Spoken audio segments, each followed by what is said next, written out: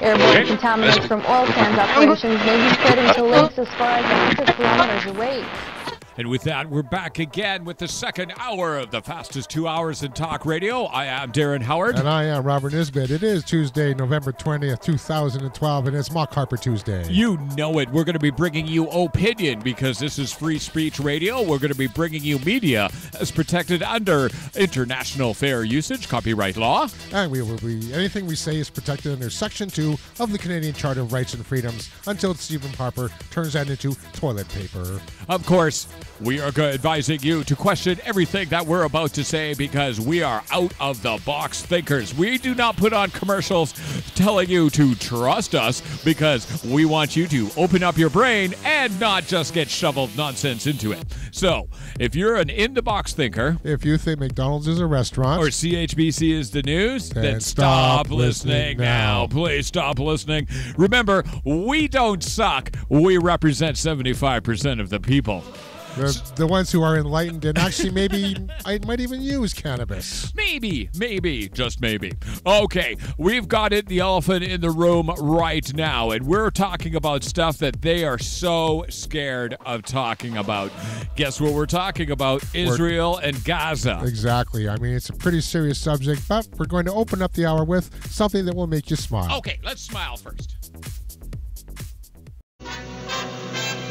You can't be trusted. Trust me, it's because you can't be trusted. But you're a violent extremist. No, you are a violent extremist. You force me to be extreme. You kill civilians. Because you kill civilians. Only because you do. It's your fault I kill civilians. I've killed 5 or so of yours. I've killed over 200 of yours. And I'm still winning. Touché. I'll win by lobbing rockets. I'll win by sending planes and tanks. I'll win by hiding in the city. This war will bring me peace and security. Oh yeah? Like the last time? Or the time before that? Stop it. Stop what? Stop that. You stop first. I'll stop you first. Stop me. Stop you. Stop it. It's your fault I have to kill you. No, wait a second. It's your fault. Oh, no, it's not. It's their fault. No, it's your fault. Yes, it's my fault. Okay. It's somebody's fault. It's Actually, somebody's fault. It's me. I'm sorry. It's not you, it's me. No, it's you. No, it's me. Israel and Gaza are going at it right now. 5 civilians killed on Israel's side, over 200 on Gaza's side. Of course, Israel saying we're just defending ourselves. We've heard warmongers before, though. Yes, and maybe, there might be a political reality to this, too. What's that? Because Bibi's up for re-election in January. Yes, of course. Warmongering nation, not special whatsoever. Israel is just another nation, just another country, equal to us. They have no special right to anything. But wait. Don't they represent democracy and a stabilizing influence in the Middle East? I think not. I can't believe you said that with a straight face. Let's get right into it because there are 2 sides to this story, and let's start talking about Israel in our crossfire right now. In what many fear is a prelude to war, Israel has intensified its airstrikes in Gaza, focusing its attack on key targets in the Palestinian territory. CNN has the details. The Hamas government's cabinet headquarters was among today's targets. At least 8 people were killed across Gaza. Meantime, convoys are carrying tens of thousands of Israeli soldiers toward the Gaza border. Israel's defense minister has now authorized the military to call up as many as 75,000 reservists for service, more than double the 30,000 previously authorized Thursday. The New York Times reports the Israeli military struck more than 200 targets overnight, including the Hamas prime minister's office. Along with the prime minister's headquarters, which was destroyed, the Israeli military said that it struck the police and homeland security headquarters of Hamas, as well as the house of a Hamas commander, Ahmed Randor. Former defense intelligence officer Mike Barrett tells Fox News that the missile sent by Hamas towards Tel Aviv is what crossed the red line for Israel. So I think what we're going to see here is a dramatic escalation. Frankly, just in the last few hours, it's gotten a lot worse. I would have said this this would be a small flare-up over in a couple days, but it looks to me now like it's going to be much more significant. Amid calls for Hamas to cease firing missiles into Israel, the leader of a pro-Palestinian group in the UK tells the BBC that Hamas is a representative of Palestinian people in its government, and they will defend themselves. So are we going to wait for the annihilation of nearly 2 million people in Gaza? I think that is an equation that nobody can accept. According to The Guardian, U.S. officials in Washington made moves Friday to try and de-escalate the situation, but also reaffirmed it supports Israel's right to defend itself against Hamas, a group labeled by both countries as a terrorist organization. The UK's Foreign Secretary William Hague says Israel should be careful in pursuing a ground war in Gaza, however, as that is where they have lost international support and sympathy in the past. Voice of America reports 40 Palestinians and 3 Israelis have been killed since the conflict began 4 days ago. For Newsy, I'm Candace Avilés, multiple sources, The Real Story. And you know, it's interesting because we've got conflicting reports on how many Palestinian deaths there have been, but there's no conflict. They're civilians. That's right, and they're in an open-air prison because Gaza is surrounded by a wall on 3 sides and the sea on the other. Yes, okay. It's very strange. Just take a look at the map. We loaded up a graphic, and we've noticed something on Facebook, that any graphic to do with Palestinian freedom is not shareable. You can't share a picture that promotes Palestinian freedom. Yes, those algorithms are working overtime. So we're sitting there, we're saying, get the news out. Don't believe the CBC. They've lost all credibility because they do not report both sides of the story. It's as simple as that. We are here to report both sides of the story, though. Yeah, and they're not just targeting civilians in Gaza. They're also targeting media outlets. I know. Oh, okay.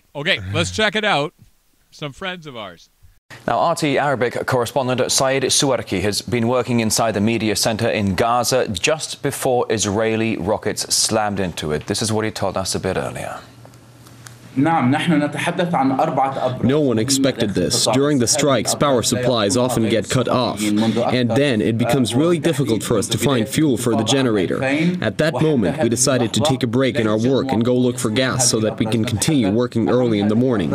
We left at around 1 a.m., and at 2 it all happened. Some of our friends are now in hospital. Just a little while ago, there was a press conference where it was said that such an attack must be completely ruled out, as journalists can become targets for strikes. The correspondent should share what he or she sees with the world. Even Israeli journalists report from Gaza. It's unacceptable that media workers get attacked in such a way. In situations like this, we usually don't go to our homes just like we didn't during the hostilities of 2008 and 2009, even though we know this is really dangerous up to the point of a ground operation. However, we prefer to stay at the office using any chance to do our job whenever the electricity comes on. When the electricity was off, we decided to go look for generator fuel, and that's what saved us. We're talking about 4 tower blocks in Gaza that have been used by media outlets since 2000. During war in 2008-2009, Israel struck these buildings too. Some of our colleagues were injured then. We know that we do a dangerous job. And you know, if you're doing dangerous work, generally you are part of the solution. Russia today getting its own broadcast station hit. If you take a look at CBC, they only mention a media center. They also hit the BBC offices, and there's no mention of that in the British press either. How on earth did the BBC journalistic offices get hit in Gaza and that doesn't get onto major news? Well, whitewashing Israel seems to be what Western news is all about. However, there are a lot of voices out there that are protesting these issues. And let's take a look at one of the protests. The thunder of chanting filled Times Square Sunday afternoon as many Palestinians and their supporters joined in solidarity to condemn Israeli military strikes on Gaza. Jacob Levine says that Israel bombs Gaza with impunity because the U.S. enables it to. They're able to get away with it. It's because of American support. America is the real terrorist state, and as long as America unconditionally supports Israel, the blood of Palestinians will continue to be shed. A massive Palestinian flag was unfurled as protesters called for an end to Israeli airstrikes over Gaza, which continue to claim many civilian lives. Now, it's important to note that these Palestinians and Arabs are not here demonstrating alone. A community of Orthodox Jews has come to protest alongside of them. They say that this is not about Jews and Arabs. This is about pure Zionism at work. It's an abomination. It's a rebellion against God. This occupation of Palestine, the bloodshed that is happening now in Gaza. Our hearts cry for the people of Gaza. Jewish people around the world We are frustrated, humiliated by what is being done in our name. I'm Palestinian, but these brothers here next to me are Jewish. You see any Arabs over there on the other side? That's one question. In the meantime, the journalists' organization Reporters Without Borders on Sunday condemned Israeli airstrikes on 2 media centers in Gaza, which reportedly wounded several journalists and damaged equipment from a variety of news outlets. Israel admitted on Sunday that it was facing thousands of cyber attacks from around the world in protest of its continuing bombardment of Gaza. Hank Flynn, Press TV, New York. And you got to take it, hats off to the reporters for getting involved with that one. Of course, we saw nothing about this on major news. News doesn't carry anything about protests. No, they don't. And there's protests been going on in Greece, in the UK, in Ottawa, everywhere. 60,000 in Mexico City just this past weekend. Where's the news? Yeah. Okay. And they are talking about the real change. We have Jewish people standing up against the pro-military apartheid regime. And look up Zionist. Okay, there's a difference between the Jewish people and the government fanatics that are in charge. Definitely. But at least some people are taking some direct action against Israel. Israel. Yeah, man. Check it out. Activist group Anonymous targeted several Israeli government websites and databases. The attacks came after the Israeli government threatened to shut down the internet for Palestinians along the Gaza Strip. What they want to do is to make sure that this war doesn't continue. They don't support violence. They're worried about the children in Israel. They're worried about what's going on, and they want to stop it by hacking the way the Israeli government is communicating with each other. In a video posted on Anonymous's various social media platforms, the group insisted the internet attacks were used as a means to protect the rights of Palestinian people who are threatened with silence. For too long, Anonymous has stood by with the rest of the world and watched in despair at the barbaric, brutal, and despicable treatment of the Palestinian people in the so-called occupied territories by the Israeli Defense Force. Their hacking attack primarily focused on companies that were supporting or providing weapons to the Israeli military, Fox Business reports. The cyber effort is targeting a cluster of Israeli websites, including those tied to the Israel Defense Forces, which carried out the airstrike on Wednesday that killed the head of the military wing of Iran-funded Hamas. Anonymous is also targeting the websites of the Israeli Prime Minister's office, as well as Israeli banks, airlines, and infrastructure sites. The group's cyber attack is part of a broader campaign that Anonymous is calling Op Israel, protesting the Israeli occupation of the Gaza Strip. By Friday, the group claimed to have disrupted more than 600 Israeli sites, including the Tel Aviv municipal site. The group also claimed to have deleted databases for Israel's Ministry of Foreign Affairs and the Bank of Jerusalem. According to the BBC, hours after the statement was launched, Anonymous posted a list of 87 sites it claimed had been defaced or attacked as part of Op Israel. Many of the sites had their homepages replaced with messages in support of Hamas and the Palestinians. ZDNet reports Anonymous has put together a care package in the event of an internet shutdown. In the scenario that the Israeli government's promises come true and internet connections are severed, it contains useful information on evading IDF surveillance as well as basic first aid data. Anonymous threatens more action if Israel continues its occupation of the Gaza Strip. For Newsy, I'm Candace Avilés. Multiple sources, The Real Story. And of course, if you hear anybody say that Anonymous is threatening violence, they are not anonymous. That's just another FBI or CIA guy posing as them. Yes, they do have agent provocateurs out there. Agent provocateurs, are one of the most interesting bent and slightly delusional groups that there are. Talking about that, though, Obama is actually defending them. Yeah. Okay? I mean, like... defending Israel. Well, of course he is. Like Harper.